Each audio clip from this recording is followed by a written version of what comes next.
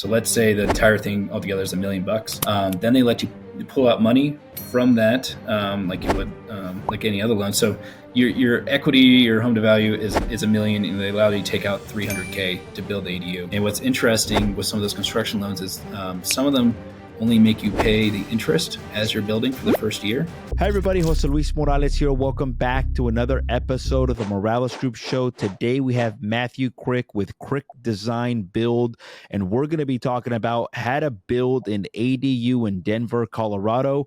Reason we're going to be talking about this is there's some new laws that have passed in California, and other markets have already had some of these laws for a longer time. Like, so for example, we talked about, or in California, they just passed a law where you can convert condos into ADUs. I know other markets have had that for a really long time. So we're just curious to see how the ADU process differs in California to other states like Denver, Colorado. Welcome to the show, Matthew. How are you?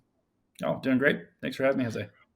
I love it. So for our viewers that don't know who you are, who is Matthew Krick? And then how did you get involved in designing and building ADUs in Denver, Colorado? Okay, sure. Yeah, my name is Matthew Krick. I've lived here for 10 plus years in Colorado. I used to work at a big corporate architecture firm, kind of doing apartments and hotels and things like that. But during COVID, I was bored at home like a lot of people, and I wanted to make an investment in my property and for our family, wanted to make some type of passive income for all of us. So we started building a accessory dwelling unit in our backyard. And I was the architect and the GC for it. And I learned a lot through the entire process, and just really learned how much I really liked doing residential design and construction. And I had some neighbors reach out to me, ask if I could do one for them. So I did one to the north of me, one to the south of me. And before I knew it, I had enough projects coming in that I could quit my corporate job and do this full time working for myself. So that was 2.5 years ago. And since then, I think I've done 42 of these accessory dwelling units in Denver and the Front Range, and learned a lot through the entire process. So I'm happy to kind of tell your listeners a lot of what I've learned and help them kind of figure out some tips that they can take with them to build their own accessory dwelling units, no matter where they live. So I love it. How long have the ADUs been around in Denver, Colorado? They used to historically be called carriage houses, and they've been here since the 1900s. They used to put your carriage up there, and then you put your hay and whatever supplies you needed up in the top of the ADU. And then sometimes if they had servants, they would live up above the garage, and then that was kind of like their house for some of those type of neighborhoods. But they've all evolved since then. But the name carriage house has stuck around with them, and so there's a lot of historical precedent where they've just been here for a long time. And so you'll see a lot in Denver where you have a 1 or 2 car garage with a small dwelling space up above it, and now they're great little rental incomes for a lot of people. So that's what they kind of transformed into Airbnb type uses. So they're not used for horses anymore or for old Fords or something like that. But yeah, they're definitely getting utilized and getting new life. So.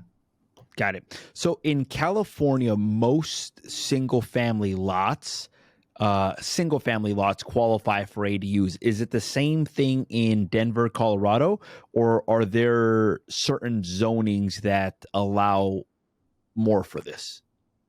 I think we're actually a little bit slower when it comes to the adoptance of ADUs, just in a broad span. But we had certain zone lots that are allowed for it. They didn't really allow it into the more suburban type zoning, but that has changed recently. We've made it kind of so you can streamline getting rezoned for an ADU in Denver specifically, and a lot of the other suburbs here in Colorado are picking it up too and allowing for ADUs. So.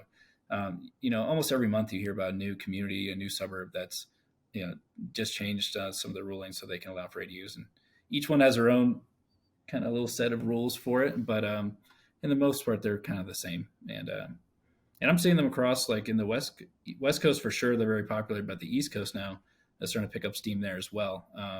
So you see them like in DC or Richmond or in Maryland or like going down north of South Carolina. So they're coming around all across the country, and it's good to see that we're starting to get a little more relaxed with our zoning, allowing people to densify their properties and to make the most out of it. Because the single family use is a really really wasteful form of development. It's a lot of room for a house, and you can do things so much more densely in a city and do it smart and create more affordable housing for people. And so I think it's great that we're seeing this nationwide push for more accessory dwelling units. Yeah, and I think it helps out the affordable housing because I mean it's a crisis for sure out there, and it's a way of solving it and expediting the process. So, if somebody wanted to build out an ADU in Denver, Colorado, what would be the first step? Like, are there certain like zonings like R1, R2, R3? Like, what's the first step to determine whether or not you can build something out in Denver? Yeah, I mean, first step is look at your zoning, see if you qualify.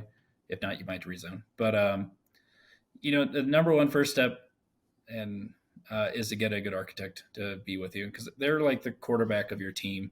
They're going to be coordinating all the different contractors and the different consultants that you have, and making sure you have a good permit submittal. So you want to spend some time researching different architects, make sure they have experience, make sure they have built this type of building before too.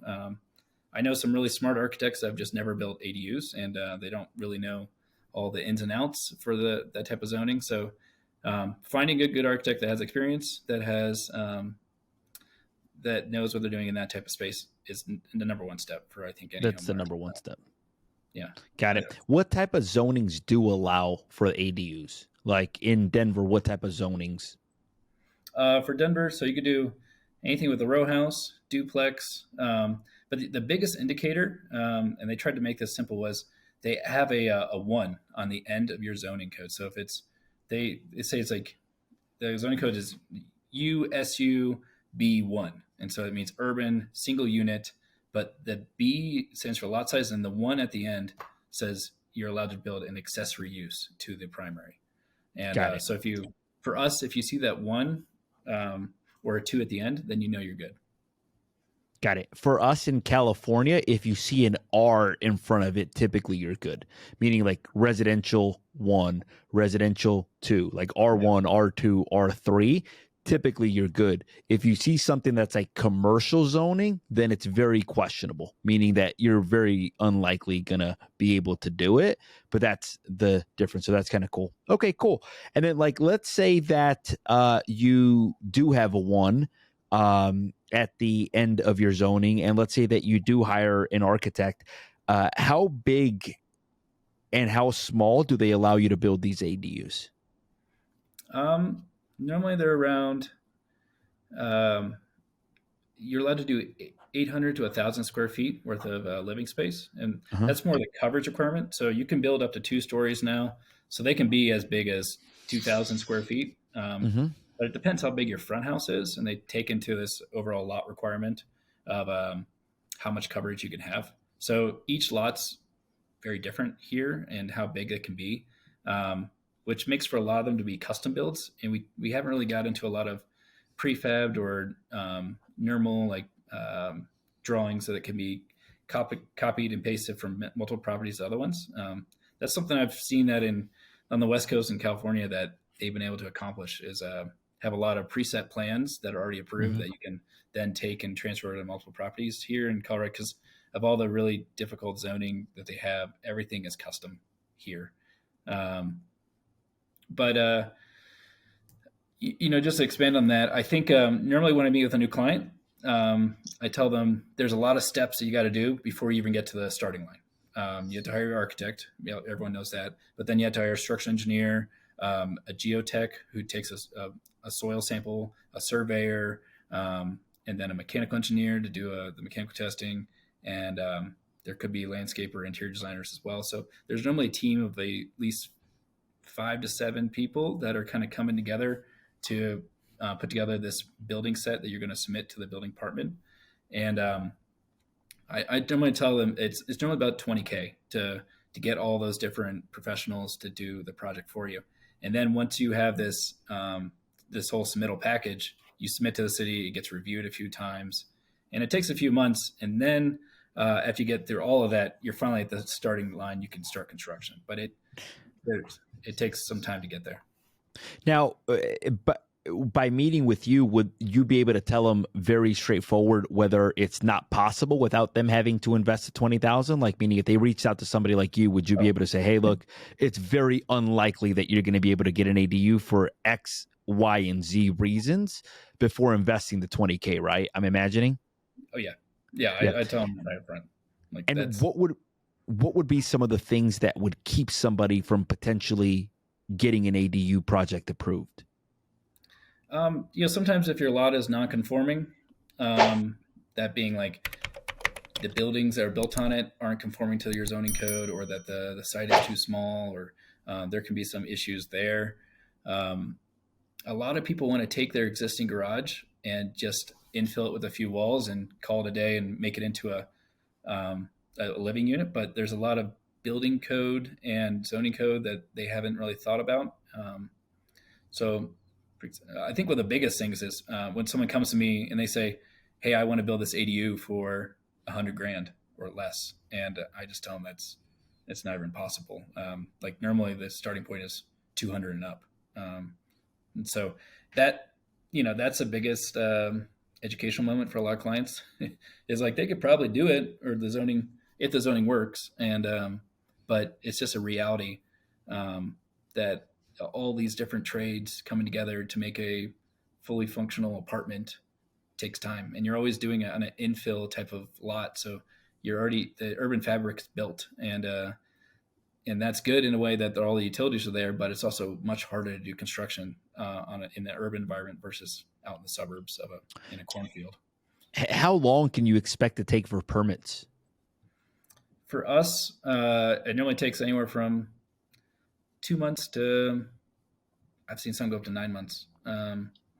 It really depends if you're going for any variances in the zoning. So if you're bending any of the zoning rules, that's called a variance. You need to get special permission for that. If you need to do a rezone, that can take up to 6 months here. But if it's like ours, normally the process is you get all your drawings together, you give it to the building department and say, hey, can you review this? And for ours, 9 different departments then look at it. So you have the sewer department, the fire department, the planning department, the building department. All of them look at your drawings and say, hey, this is wrong, that's wrong. And they give you comments. The architect then receives them back. We modify the plans with the client's input, and they will resubmit again. And then you're waiting another month. So that process can go 2 or 3 times. And so the quickest I would say ever was 3 months, but I've seen some go for 9 months. What's the most ADUs that they'll let you build on one lot? Only 2 here if you're in a duplex lot. Got it. So 2 additional or 2 additional units? 2 additional here. I love it. And there's some places that have like ADUs and junior ADUs. I'm not familiar with that one. So you could do multiple ones. Like you could do one attached to your building and then one detached. And here in Denver, they normally allow for 1 unless you're already in a duplex or a bigger type of zoning. So you could do a little, maybe 2, but yeah, normally it's 1 is the answer. In California, they allow for the JADU, the junior ADU, and then the detached ADU as well too. Are there owner requirements in Denver, Colorado? Like meaning, like, do they have to be owner user? Can they be investors doing this? What does that look like? So in some areas, it's complicated. I don't know why they make LA zoning so complicated, but some areas, yes, there's an owner-occupied rule where you have to submit that you lived there, you pay your taxes, and you promise to keep living there. And then even if you sell it, the next person has to promise to live there too. So you can't. They had problems with people building them and then selling them quickly to developers, and they caught into that. Then also there's licenses for doing short-term rentals here in our city. So for that, you have to prove that you do live here, and if you want to rent it out short-term wise. So they have 2 different ways of kind of governing that. And it's been effective. There's definitely been a lot of investors that would love to build hundreds of these, but they just can't because of the rules that are here in Denver, Got it. which is a good and a bad thing. Yeah. What's a normal size lot in your area? Normally ours is like 50 by 125. What does that come out to? Like 6,000 square feet? 50 Yeah. by 125. 50 by 125. Yeah, 6,250. That's pretty normal. And then what would be considered too small of a lot for a ADU? Maybe like a 3,000 Ours, I square foot think lot, or anything less than 3,000 is too small. I think it's going to be so. really Our difficult smallest ones to build. are 25 by 125. Mhm. That's like a single plot of in the old ways they used to separate the land. So, um, and I've built on those, but it's super tough because Yeah. it's just a staging nightmare. You can have one excavator in the middle of the lot, kind of digging up the dirt to kind of make the foundation, but then that's the only person that can work on that entire site for the next couple of weeks. And same way, like where do you put lumber and where do you put materials and where do the guys park their trucks, and it just gets really tough, and you have to stage everything perfectly. It's like a game of Tetris. Yeah. To be able to make that happen. Yeah. What about, like you said, that it could vary from 800 square feet to 1,000, and in some cases up to 2,000. I know in California there's somewhat a formula for the ADU, and there's also, I think, a max of 1,200 square feet. Is there a formula out in Denver, Colorado, as to like how to somewhat calculate that, or rules of thumb as to that they can know how big or how small to go? Yeah. So the first one is you're allowed to cover 37.5% of your lot. Mm-hmm. That's a weird rule, but they took a census of all the different buildings in Denver, and they had a focus group, and they discovered that 37.5 is the magic number, and so they went with it. So That's so funny. it's kind of some silly rules, but so you're allowed to cover, if you're looking down from the sky as a bird would down on your property, you're allowed to cover 37.5%. You're not allowed to go beyond that. And then on top of that, there are limitations for ADUs. And so if you have a 6,000 square foot lot, like we are talking about, you're allowed to do 864 feet. But if you have a bigger lot than 7,000, then you're allowed to do 1,000 square foot coverage. So they have rules for that as well. And then sometimes they have rules for how much dwelling space you can have versus garage parking space. So they limit the size of the actual apartment as well. And then there's also setbacks, and there's height limits and bulk planes and things like that. So I kind of like to think of it like a shoebox. They give you an area inside your shoebox that you can fit it within, and then you can manipulate and play with it in there. But that's they give you maximum sizes and making sure that you don't go beyond that. I love it. I love it. Okay. So let's talk about, let's say that you do get or before we get into that, how expensive are the permits, or how inexpensive are the permits for ADUs approximately? Or did the 20K already include permit fees, or is that just for the architect, the engineers, soils, and all that? I mean, like I'll give you kind of a rough breakdown of how it works out for us. So like normally the permitting fees, it's all said and done, it's probably like 10K for in Denver. You pay about 2,000 to 3,000 for the review of your drawings, and then for the building permit itself, it's another 2,000. And then to connect to the sewer and water taps, sewer is 5,000, and water is 2 to 3K. So actually, and then there's the electrical hookup too. But that's not too much. So just paying those permits itself, that's like 13K when I just did the math. And then for the other consultants on the design side of things, normally you can budget about 10,000 for an architect to that's for the entire process, right? Because that's like a 2-year commitment from the architect for the design, the permitting, and the construction. They're kind of your guide, and they fight for the owner through the entire process. So you'll pay him about that 10K. The structural engineer, you're looking at around 3 or 4K from what I'm seeing. Surveys about 2,000. The geotech's about 2,000, and then the mechanical guy could be 500 to 1,000, somewhere in there. I love it. So, and a lot of people don't know that. Like they just think it's going to be super cheap, but it takes 20K just to get started. And Yeah, but even then, like let's say that it costs you $200K to build one, and let's say you can rent it out for $2,500. That's almost like me telling you, hey, do you want to buy a property that I'll sell it to you for $200,000 and it's going to rent for $2,500? I would be like, I would take that all day long, So that's the way I even look at that sort of thing. Even though the cost can get up, I would say, in my opinion, it's worth it. Do you guys see more ground up or garage conversions in your area? Definitely more ground up here. They're really strict with the conversions. I think that's something we need to learn from the West Coast of how to do better, be a little more lax on the rules for conversion. And yeah, I was part of the committee to change the rules here in Denver, and that was one of the big things we changed was to make it easier for conversion to happen. Yeah. And just get back to that other point you were talking about. Like you could pay $300K to get an ADU, or you could pay $300K to get a condo, and that condo is going to come with all sorts of other headaches. It's it's going to have things that break down. You're going to have an HOA fee. You're going to be always connected to your neighbors. Here, the ADU is all yours. It's on your property. You own it your way, and it's entirely new. And you know everything's going to work, and there's a warranty on stuff. So, hands down, every day I would build an ADU in my backyard versus getting some rental property and buying a condo. Yeah. What about the building process? What does that look like? The building process, like how much does it cost per foot to build an ADU out in Denver, approximately? Normally it's about $200 a square foot. Okay.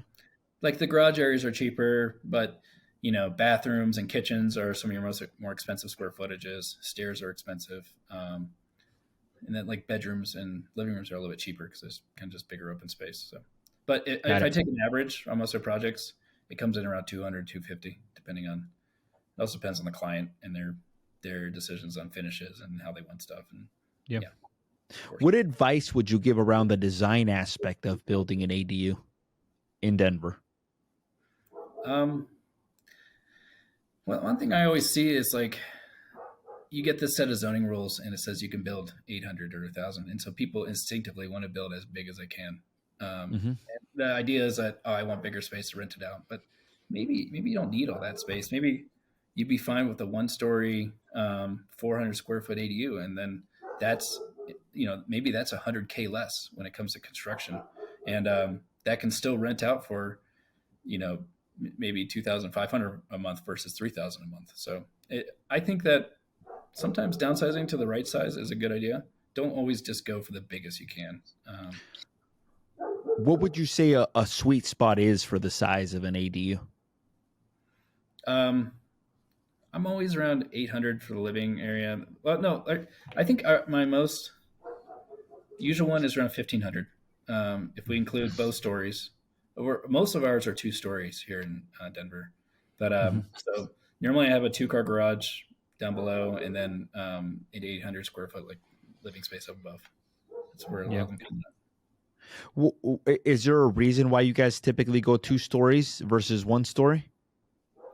I think it's just kind of what people are used to here. But everybody wants a garage, and normally we don't have enough space to put a garage and put an ADU in one lot. It's just they're a little bit tighter urban lots here, so a lot of people just do the garage on the first story and then ADU above. And I'm not sure why that's so different in the West Coast versus here, but here they're almost always 2 stories. Maybe the weather. Maybe everybody wants the garage because maybe they don't want to. They want to get right into their garage and go up the stairs versus go outside and yeah. So probably the weather. I'm imagining. We get a lot more snow here than you do in LA. Good. What about the construction aspect of it? Any tips on hiring the right contractors, similar to hiring the right architects? Yeah, I've learned this the hard way, and I've learned a lot through the process. But I like to first think of it as like a 3-legged stool. You have the owner, the architect, and the GC, right? And if either one of those legs break, the entire project is going to fail. So you want to do a lot of vetting to make sure you have the right person. And I would always recommend people to get quotes from at least 3 different contractors for each trade that you're going for. Just don't trust the first guy, even if he seems like a really great guy that's done hundreds of them. Always do your homework, and because the thing with construction is prices vary like crazy. Like for a car, if you were to buy a car, you know what that listing price is, you know how much you can maybe negotiate with the dealership, but you know it's probably going to be 20, 30K given. But like if I'm doing the framing of an ADU, I've gotten quotes for some framer that said he could do it for 40K. And then I've had quotes from another guy that said he could do it for 25K. And then I had a third quote for the exact same job, same drawings, everything. He came in at 12K. So I'm like, 12K or 45? The expensive guy, he has a crew of 20 people. He's going to get it done in 2 weeks, and he's going to do it really fast. And the cheaper guy maybe has like him and his cousin, and they're working out the back of a pickup truck, and they're going to take 2 or 3 months, and they're not going to do it all right. But so you got to babysit them. So there's a huge variance. The quality really varies, and the prices do a lot too. And so that's kind of my advice: get multiple quotes, and don't always go with your cheapest person. Try to go with someone in the middle that has experience, that looks like he's a little bit hungry for the work. And yeah. How would you determine if they have experience or not? If I were to be a homeowner, I would ask them, "Hey, can you show me photos of your completed projects? Can I tour some of the spaces that you've done? Can I see some of the job sites that you're currently working on?" Also, you want to make sure that they're insured. Not all builders are, and ask for that insurance up front, right at the beginning of the conversation. And, make sure they're also licensed in your municipality. There's a lot of trades that require a license, like if they're an electrician or a mechanical engineer or a plumber, and so you got to make sure that, or the GC for sure needs to be a licensed GC, because there's a lot of people that say they can do it, and maybe they can, but as a homeowner, you want to make sure that you're getting someone that's been vetted and licensed and is a professional. Got it. Do you ever see people self-manage versus hire contractors to do it? And if so, is that a recipe for disaster, or what are your thoughts on that? And I'll tell you this from my experience. I wanted to when I was first doing my ADU many years ago, I wanted to self-manage it myself. And I asked the city, "Hey, can I do it?" And they said yes.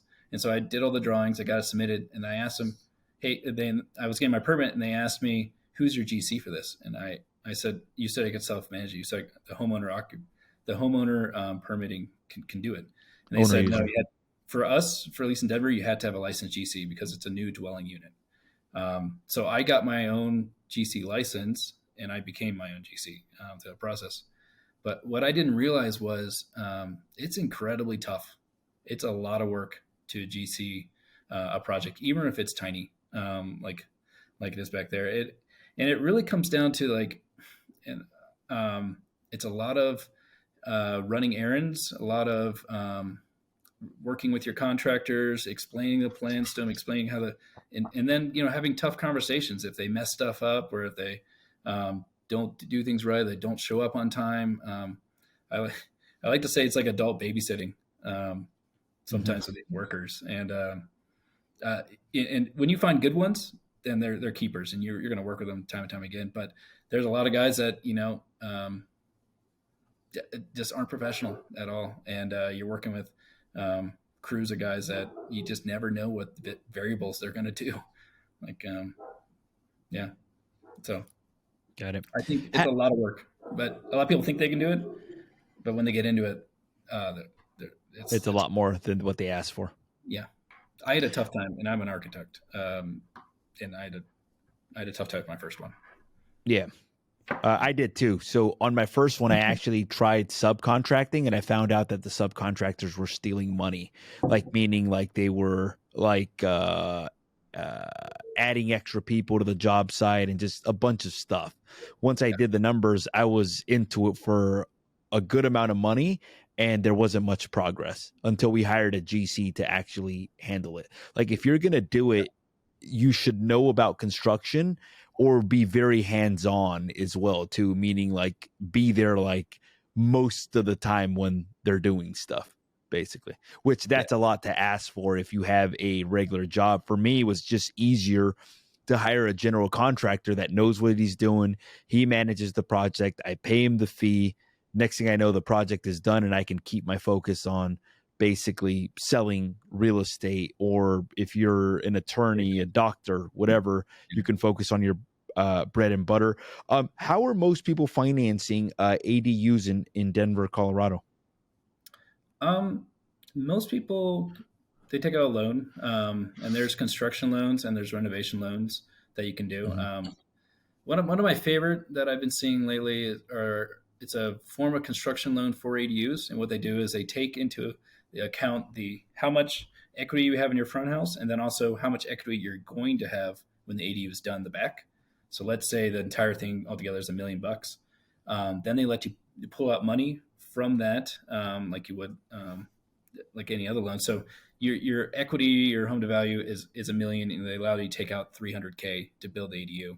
And what's interesting with some of those construction loans is some of them only make you pay the interest as you're building for the first year, and then after the first year, the main principal kicks in. You have to pay the full amount based on that now $1 million home equity line of credit or something like that. But so there's that one. There's HELOCs. There's renovation loans, and then if you can just refinance your house and take out some money that way, I always recommend that if you can, the less debt you can go into, the better, because you don't want to like build this ADU and have to rent it out every day to make sure everything pencils after you get everything done. You want to make sure that have the flexibility to either if it doesn't rent or if it does need to sell it or something like that. You don't want to be in so much debt that you're going to get yourself into trouble. So, love it. Got it. Any final tips as it relates to building ADUs in Denver, Colorado? I would always ask the GC for his numbers and to make sure that they are providing you with the information, not taking advantage of the homeowner. That's one of the biggest reasons I got into the construction part of it, because I saw different projects where the GC said it was costing them 300, 400K, but in reality, they were pocketing like 100K or something. Like it's just like a huge amount of money. And then they were telling the client, "Oh, it's getting really expensive. We got to downsize. We can't afford that with your budget." But really, they were taking all that money and embezzling it from them. And I saw it, happen multiple times, and it broke my heart, and I didn't want to work with those companies anymore. So I did quit, and that's called when you have a lump sum type of contract. They say, the entire project is going to cost 250K, and they don't give you really any specifics of how much it's breaking down. Maybe sometimes they do, but you don't actually know how much they're paying their contractors. What I've seen recently, what I really like, is called a cost plus method, and a lot of GCs are coming around to this, where basically the GC gets paid like a real estate agent, where they take a certain percentage off the top. That's their fee.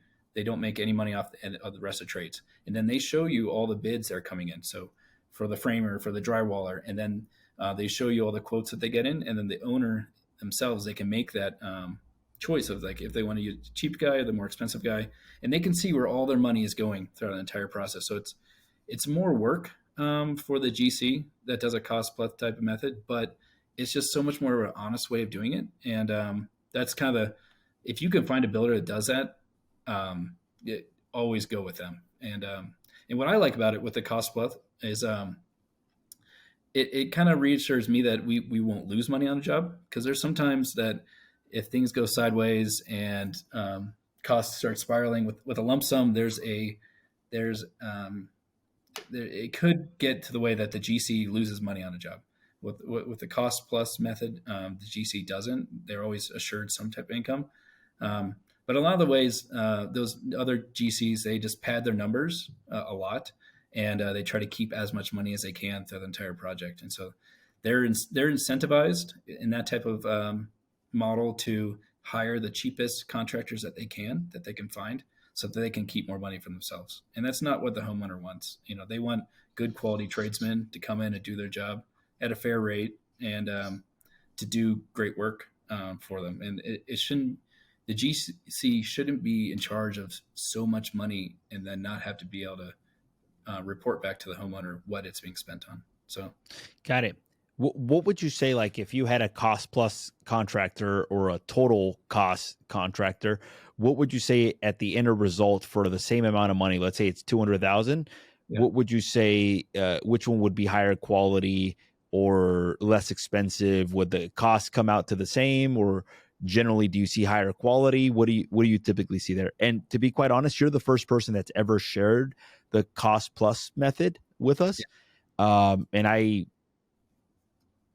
like the idea of that, because even we have a different, I didn't hear the term. I have a contractor right now working on a project for us, and that's sort of what he's doing. And he's like, look, I'm going to get the estimates, you pay the vendors, and then I'll charge you to manage the project.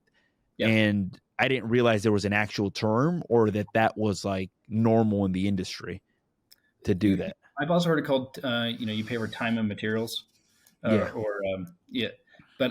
that's switching to being like more than just the facilitator of the different trades, and you're the pocket and you're paying out all that's the way to go all the time if you can find that. So there's a few different terms for it, but yeah, time, materials, cost plus, and I think really I think your overall budget will be less with a cost plus. I've seen studies where it's like 10 to 5% less.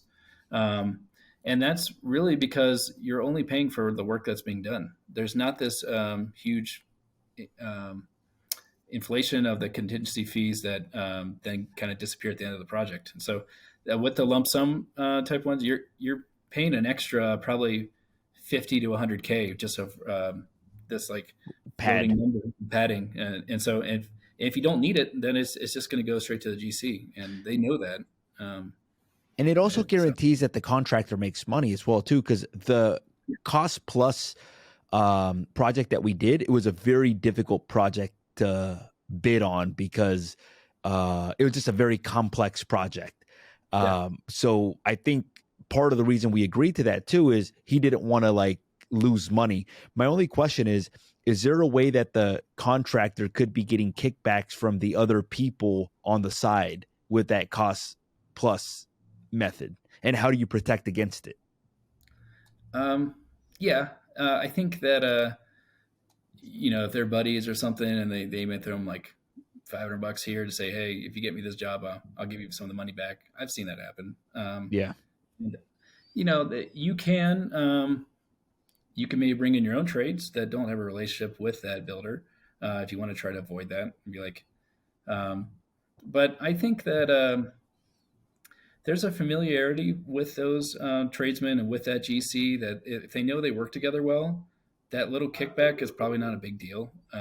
It's because that they already have a history. They know how each other work. They know everything. So I think that's maybe this is part of the business with some of that, but I definitely have seen it. And like I've been offered that from some contractors and stuff too. And I say, hey, don't give me any money. How about I'll give you projects. You refer projects back to me. We're all happy. We all make, we're all build it and keep each other busy. So that's how I normally go about it. Just say, hey, let's all be like one big family and give to each other and make sure that we're all providing the highest level of customer service to the client.